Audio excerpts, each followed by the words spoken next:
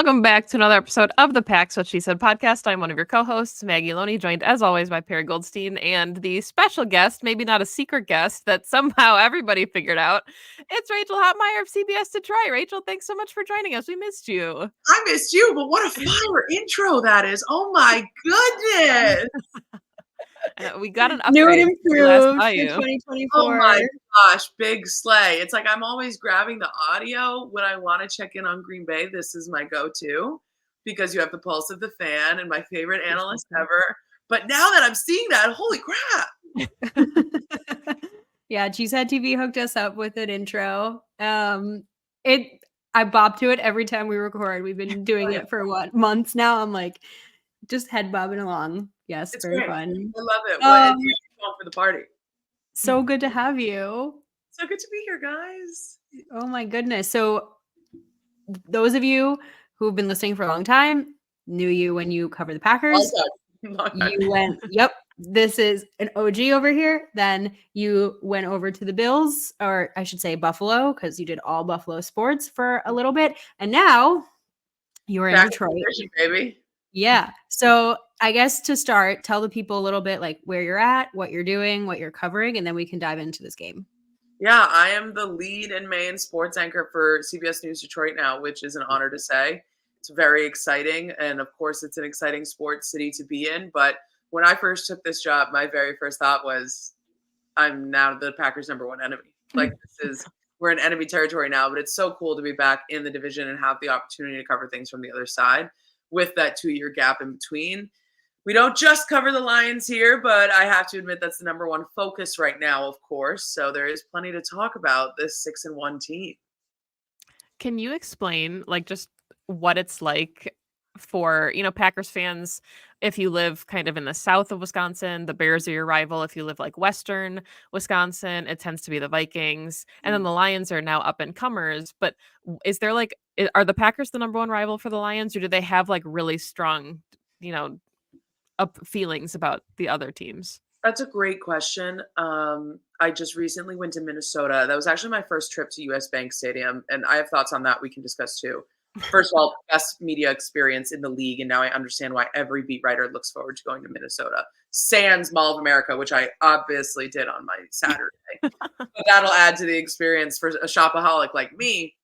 Otherwise, it was nice because I saw multiple people tweeting that there were very harmonious interactions between Lions and Vikings fans. Even though it's in division, these two don't hate each other, and they could just kind of agree that, wow, what a great game we were walking into. No matter what, it was going to be a great game. And of course, we got a great game in Minneapolis. But that was cool to not be in such a vitriolic environment for football and just very ho-hum, welcome to Minnesota. Minnesota nice. I don't know what I'm getting into with this Packers game. I feel like it might be turned up a notch a little more, but it's the Midwest, and Maggie's the Midwestern here. I think this still might be a little chill. I think there's maybe more vitriol against Chicago. I could be totally wrong because I'm finally going to experience my first games against both of those opponents on this side. Thanksgiving is going to be Thanksgiving, and it's huge, and it's on our air at CBS, so I'm so excited about that. But I just feel like this might be at least a little more turned up than the Vikes game. I agree with you. Just because I remember Amon-Ra, kind of talking his smack last time they were at Lambeau and, going at it, and the fans, all the fans in blue when they were at Lambeau came down and they really brought it, the away fans for sure. And I expect that to happen again on Sunday, being that it's in the division. So Maggie and I talked about this, and we feel like it could get kind of chippy this game, just because they're fighting for the top of the division. This game really matters, and there could be some like player rivalry going on, but not that I'm rooting for that. However, I think a little rivalry that's not Packers Bears, like one that exists between two teams that are legitimately contenders against one another, would be kind of fun. Yeah, it's competition, it's competitive, and I love that fiery vibes. Especially, it's funny, I was sitting in the press box this past week as the Titans come to town, and me and a colleague were sitting, and it's the first time we've been back in almost a month. And I even missed the one Lions game I've missed this year was Seattle Monday Night Football here because I was on the road with the Tigers. So I haven't been at Ford Field in a minute. And then we were on the road for 3. And I was like, this is kind of a toned down, just a little chiller situation. It's the Titans. We knew there was the potential for a trap game, but there was no real grr energy. Okay. No raw energy. Tigers still, or Lions, I do that a lot lately. Lions still came out and did their thing. So it's fine. And they gave them plenty to cheer for, but this wasn't like a intense or thickness in the air moment. I do think that this will kind of get them jazzed and back to NFC North competition. There's just a different level of locked in when it comes to that. And everyone in Detroit and around the league knows what it means to go into Lambeau Field and go into Cheesehead territory. And you're back at the Mecca. So I think no matter what, they've gotten quite used to being the party crashers as the away team. And I mean, I think, nobody expected the Packers Texans to have the tension that it did with Jair and like Diggs. And, I know that Jaden Reed was on Amon Ra's podcast not that long ago and they were kind of talking back and forth. So it super sucks, and maybe we can get into this when you think about the Packers not being at full strength for this one, looking at the Jordan Love injury day by day, for sure back after the bye. Could he push it to play early? And Perry and I said yesterday on the recap, like, probably don't want him to if he's not 100% because you risk, significant damage long term.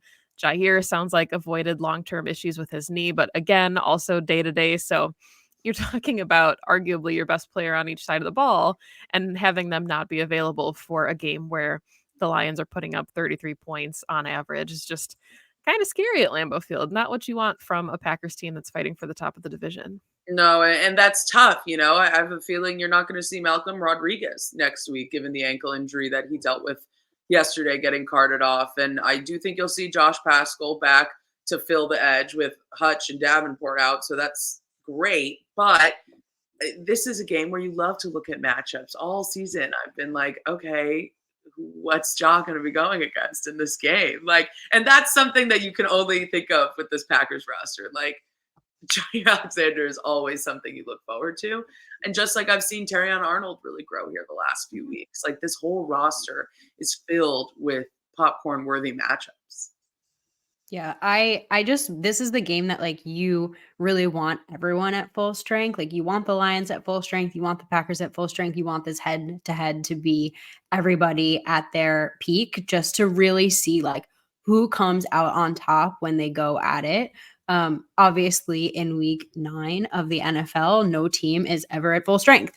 That's just not the reality that we live in. So here we are. And I think so much of like success in the NFL is the longevity of players staying healthy. And I think it's really unfortunate that Love kind of, it's a groin injury. It's not a knee injury, so it's not an aggravation, but just, suffered something new. It's good to hear that nothing was long-term. We also got news that Evan Williams isn't serious, that Josh Jacobs isn't serious. So of the injuries that were suffered in Jacksonville, none of them are going to be too detrimental. And we could see all 4 players.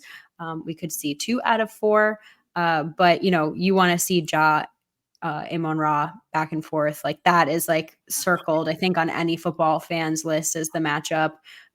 You want to see Jordan Love try to pick apart this Lions defense, even without Hutch, kind of go up against the pressure that they bring. So we'll find out, we're recording this early, so we'll keep an eye on the injury reports as the week goes on. But speaking of matchups, we mentioned a few, but anything else in this game that you kind of have to be like your 1A that you think is going to be key? You got to watch out for the secondary. It's so cool to see how dynamic they are. And this weekend was just an example of how the way Ben Johnson and Aaron Glenn just make such dynamic schemes happen. But I wouldn't be shocked if next week is another feast for Brian Branch. I mean, that dude, and it's crazy because when you look at the tape, it's clear as day. He's been doing this. He's so dynamic out there ever since Bama, before Bama. But he told me the other day, a few weeks ago, that I asked, what do you say to people who are just figuring out your game? He said that the NFL now feels like high school ball to him, and like, dude is just unlocked. an absolute another level. And this past week it was Amik Robertson with 2 forced fumbles. The week before it's Kirby Joseph getting his time. Like everybody is able to make those plays and line up. And I think that's pretty special. But that's what I wouldn't be surprised if they have their way in Lambeau. So I'm curious your thoughts on this, obviously, because you were somebody that got to cover Aaron Rodgers. Mhm. You've seen, I'm sure, thoughts about Jordan Love and the interceptions that he throws and, the decision making that goes into that. And you're talking about, this Lions secondary being kind of the thing to watch out for. Do you notice like similarities to Jordan's game when it comes to like Aaron Rodgers or Brett Favre? Everybody likes to make the comparison when it comes to YOLO balls and just kind of throwing it up there. Like, what has your impression been of Jordan? Because you didn't really get to cover him Mhm. outside of being a backup in your time in Right. Green Bay. Yeah, and I try to like be so clear that I don't even want to lean on the little that I saw of him back then, only for maybe growth comparative sake, because Mhm. he was just a completely different kid back then.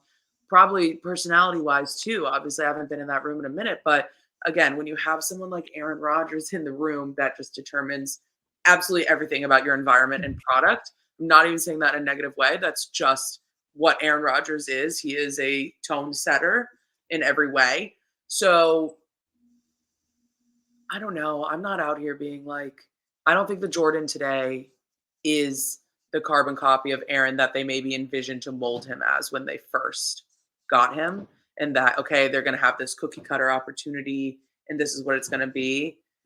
Sure, sometimes, but I think you could say that with a lot of quarterbacks. I don't really think it's an innately specific thing anymore that it used to be. It used to be we are drafting him because this is the outcome we want. We want to continue this style of play. And I really think, even if it's just slight, they've kind of started to let that trajectory for Jordan take its own path.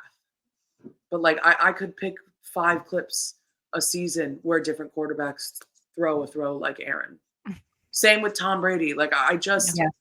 I don't know that we need to make quarterbacks and their styles of play as like specific as Mhm. NHL goaltenders. I just don't feel that way.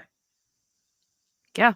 I think what's so interesting about it is Jordan Love wins football games and still is leading the league in interceptions. And unfortunately, against a team like the Lions, that becomes a much harder challenge than it is against Yeah, other teams. Like the Packers are still winning the turnover differential because their defense continues to take the ball right. away, even though their offense is giving up Mhm. opportunities every single week. And I'll be curious. I mean, you are there with the Lions. They 5 turnovers a couple weeks ago, 4 turnovers on defense this last week. Like we talk about the Packers always being the team that wins turnover differential, and it's about the best chance they're gonna get, to go up against an opponent that can do it right back to them on Sunday. Yeah, that's 100% it. It's the way I described it in my post game story Sunday night was even when this offense got off to a slow start yesterday and letting Goff get sacked 3 too many times in the first quarter, the defense provides the juice and the fact that on almost every turnover they're capitalizing with a score.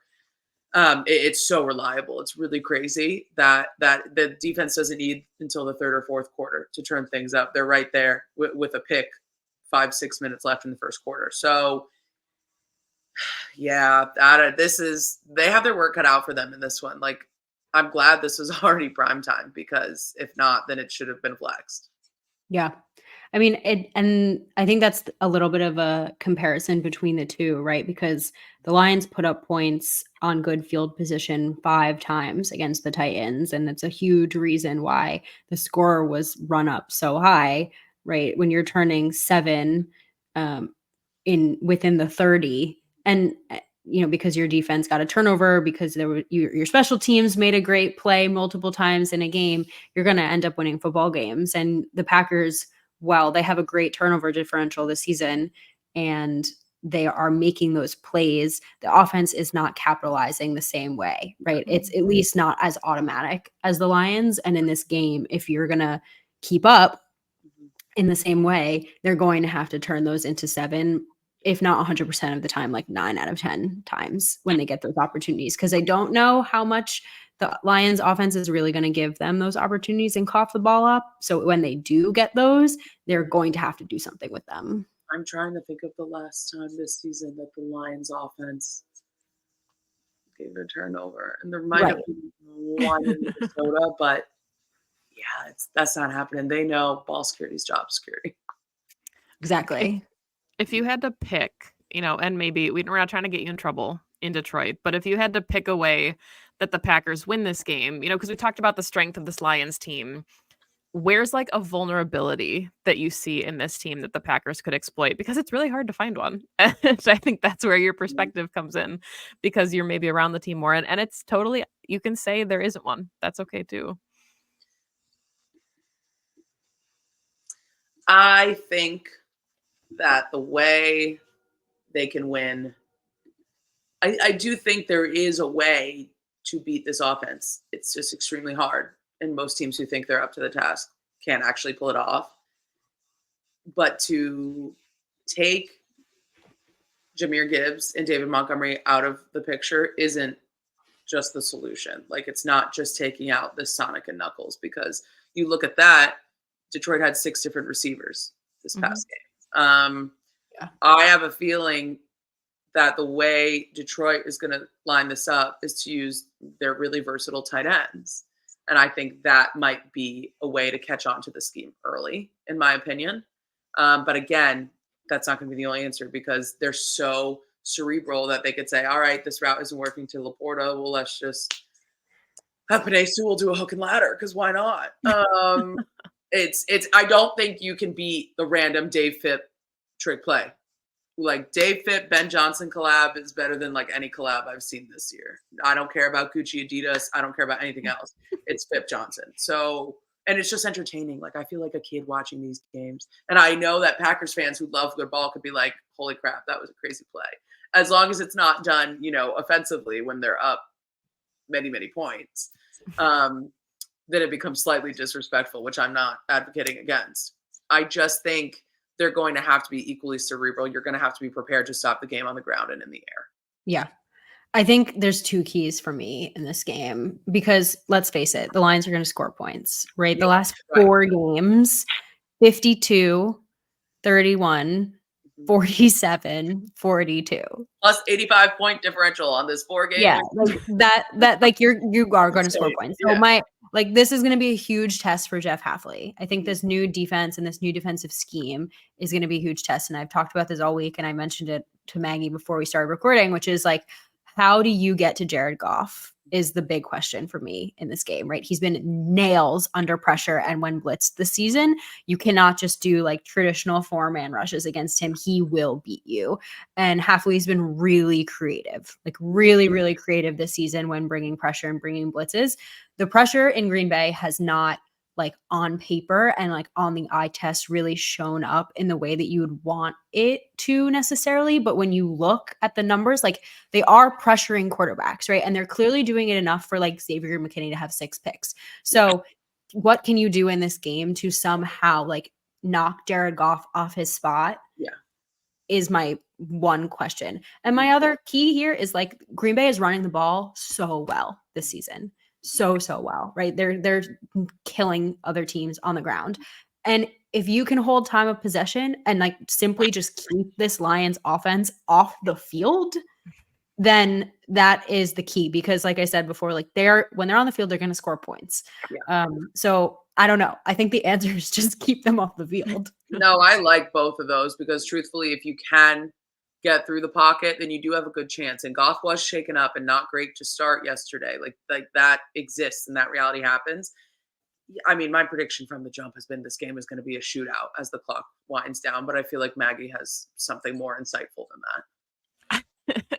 Not really. I mean, I think that my question going into this one, the Packers, the Lions put up 52 points. Like, we know that they're capable of starting fast and staying hot. And that's been the concern about this Packers team is against the Rams, against the Vikings. You're not putting up any points in the first half. And then you have to play catch up and try to get your foot on the gas and get hot. And against a team like the Lions, they're not going to be able to get hot. I don't think that there's a world if they go down 2 scores at halftime that they're kind of knuckling back into this one the same way that they did and almost won against the Vikings. Like the Lions team is just too good in every phase.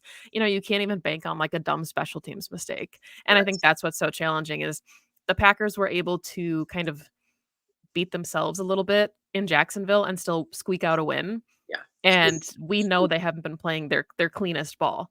And Yes. against a team like the Lions, one turnover I think could be the difference. And we Oh, just for haven't sure. seen I the don't even Packers put together a clean game yet this year. Yeah. Yeah. One turnover and the Lions quickly put up 14. I look at the way the Packers should be looking at the Lions the way Dan Campbell characterized the Vikings before they went to Minnesota, which is, you don't want to get behind one score because one score turns into three very quickly. And if you don't consistently make stops on downs, this game can blow out real quick. And unfortunately, the Lions defense is really good on 3rd and 4th down and in the red Yeah, zone. they are. It's scary. It's so scary. Are they just good at everything? Yikes. Kind of. This division is crazy, Rachel. I don't think I can remember a time when the NFC North looked like this, which is fun. It is fun. Like as much as I enjoy watching the Packers beat down on all of their opponents, there is a part of me that really enjoys like legitimate rivalry and competition across the board and having kind of a spotlight on the division in terms of like all the talent there. It must be fun for you too to see as like someone who's now covered 2 of the 4 teams. Oh, for sure. It's a really cool time to be back in the division, frankly, because it is different than when I was kind of leaving at the tail end of Packers dominance. And I look at it, I grew up a Patriots fan, and there was plenty of dominance in that division as well for a very long time. And now, obviously, the scales have completely broken and turned upside down in that division. But there are some competitive games again, some, very few. And even though sometimes a bit of the Patriots Jets game yesterday shouldn't have been as competitive as it was, it is at least cool to have that parity again for like a minute. But yes, I enjoy covering sports when it isn't a dynasty all the time. It's just different. You get different stories, you get different competition, you get different everything. Now, when there is a dynasty to cover, I do think it's cool and you can learn plenty from that as well. But I think this is more of a challenge that I welcome. Perry and I have talked about this, in, kind of past seasons, but I think something that is especially significant about the division being good is the iron sharpens iron mentality. Like we've seen the Packers beat up on teams and finish like 11-6 and go into the playoffs and then just get steamrolled because the competition that you're facing is to a lesser extent and you don't really have that level of competition that you're playing up to. We see the Packers historically play down to their opponents. It'd be really nice on Sunday to see them do the exact opposite and rise to the occasion and say, hey, we're used to being the cream of the crop in the NFC North and you're at Lambeau. And it would just be really fun to see them, actually, win a shootout. But 100%. I mean, even in baseball, if we want to talk about the Mets, like getting through everything they did, and everyone loved to say, oh my gosh, crazy that these AL Central teams are coming out of it. And yes, one AL Central team was very bad. But the rest, it was an iron sharpens iron situation. It's when you're going up against that competition, it raises the standard. Yeah, it's true. Oh, my Mets. Sorry. Oh, my Mets. It's okay. I'm still sad about it. It's fine. It would be too. Should we do score predictions? Yeah.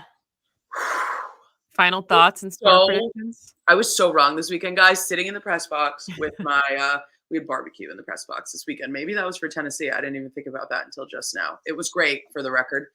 Thank you to the staff. I sat down and very confidently was like, 21-14 Lions. So at least I got the 14 right. Just half of what the Lions would put up. No big deal. Ooh. You guys go first. Let me think. I mean, the Packers defense is shutting teams down in the second half pretty legitimately. The Jacksonville Jaguars will stop in the second half if they're dead. They can play dead. Yeah. So the Jacksonville Jaguars scoring a touchdown, I think, was the first time in like 4 or 5 games that the Packers have allowed a touchdown in the second half. And then they allowed a second one. So yeah. I don't think that's going to happen, but I don't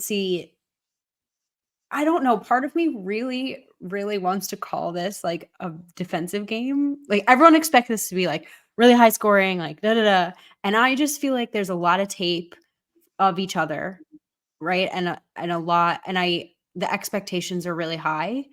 I do think the Packers are going to lean ground game, which to me means lower scoring, just like naturally with the clock running. Um, my one thing, I'm taking forever because I don't have a number. If Jordan doesn't play, then like it's just a loss in my book. I mean, there's just no way that the Packers are going to go toe to toe with the Lions without Jordan. But I'm going to call this like he is going to play because I have a feeling he's going to push to play really, really hard. Like there's, especially if it's not serious. So 24-21 Lions.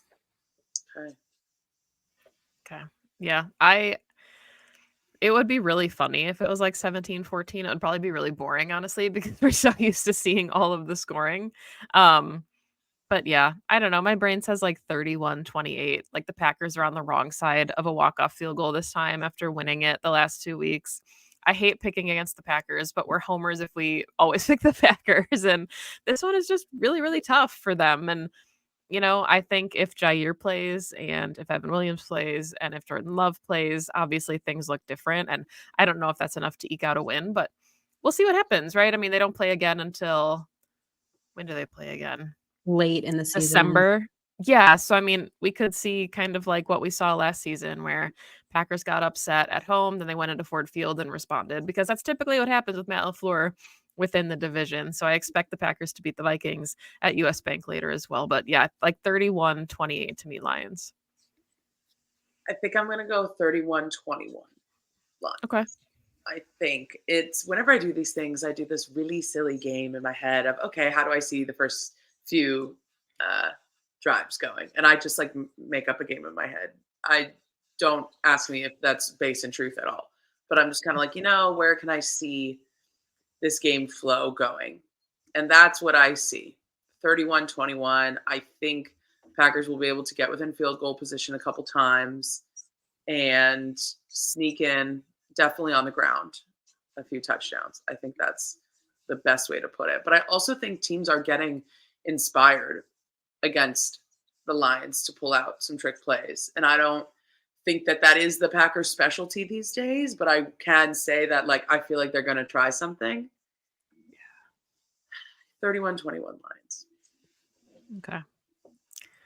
Boy, we need one of those little like NFL or ESPN graphics that has us all picking the Lions so that people can screenshot it and tweet it to us if the Packers win. But Rachel, thank you so much for joining us. It is always a pleasure to talk football with you.